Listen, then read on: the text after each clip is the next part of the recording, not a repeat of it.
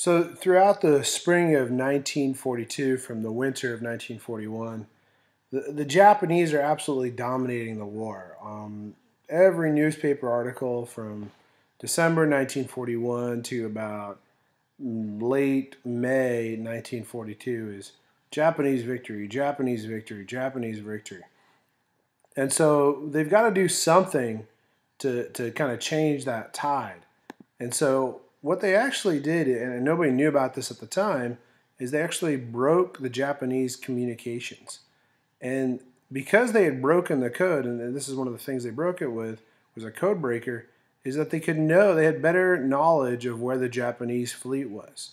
And by using that, even though they're losing battles in the beginning, they're going to use that to their advantage. And the other thing they do is they do one attack that is successful. This guy, Doolittle, ordered bombing raids on Japanese cities in the spring of 1942. And this really raises American forces. I mean, it's not tactically, it really doesn't produce very many results. The Japanese know that there's really no threat of invasion yet, but it really damages the psyche of the Japanese that they know they can be attacked. And the next battle after the Doolittle bombing raid was the Battle of the Coral Sea. And this is something that's interesting as well, where it's kind of like the Battle of Britain. It results in a draw, but it's stopped for the first time. And it's also the first naval battle where the ships don't fire on each other. It's only airplanes launched from ships firing on each other. And so you have to master this new type of battle. And the guy who's in charge of the Americans is Nimitz. He's in charge of the naval fleet.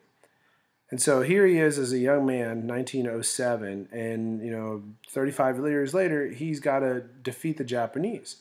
So using the codebreaker, they knew that 159 Japanese ships were headed toward Midway Island. The Japanese had defeated just about everybody. They had defeated the British in Singapore, the U.S. in the Philippines, the U.S. at Pearl Harbor. Midway Island was the next place. So they're outnumbered 4-1. They're outnumbering the Americans 4-1. And they actually have the world's biggest battleship, the Yamato, and it's carrying Yamamoto. And what they were trying to do is get the U.S. fleet from Pearl Harbor to defend the island of Midway, where they could finally defeat those aircraft carriers. So how does Nimitz do it?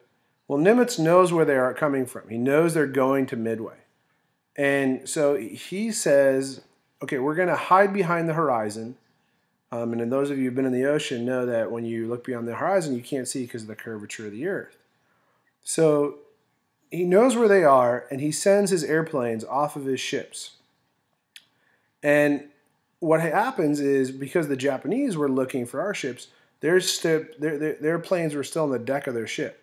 And the U.S. bombs with Japanese airplanes on there, and even there's some Japanese airplanes on the air. And they destroyed all 4 Japanese aircraft carriers there. They destroyed over 330 planes, and the Japanese are forced to retreat.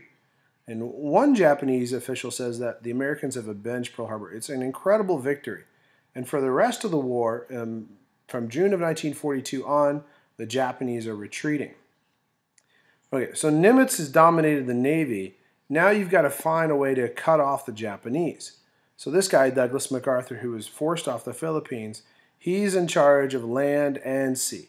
And he's got to come up with a way to, or land forces in the Pacific.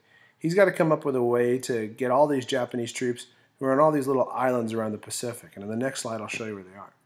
And he knows that he can't get each one. So using the code breaker and figuring out how much supplies are going to each one, he's only going to pick the least defended islands.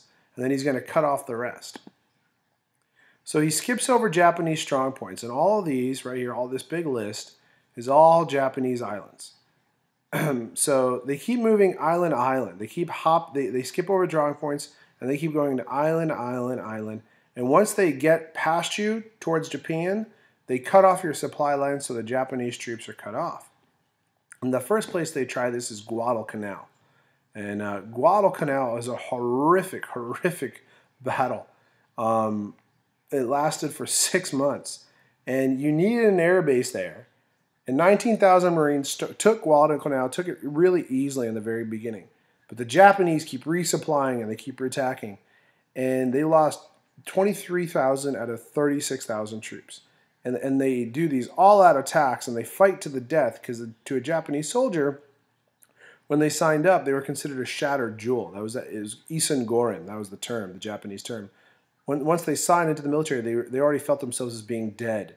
So it was shame to surrender. They would literally fight to the death, even when there was no hope of winning. And the Americans and them battle hand to hand for 6 months before the Americans finally win. And this is the first successful example of Guadalcanal. And they continued to jump forward and forward and forward closer to Japan until their defeat in 1945.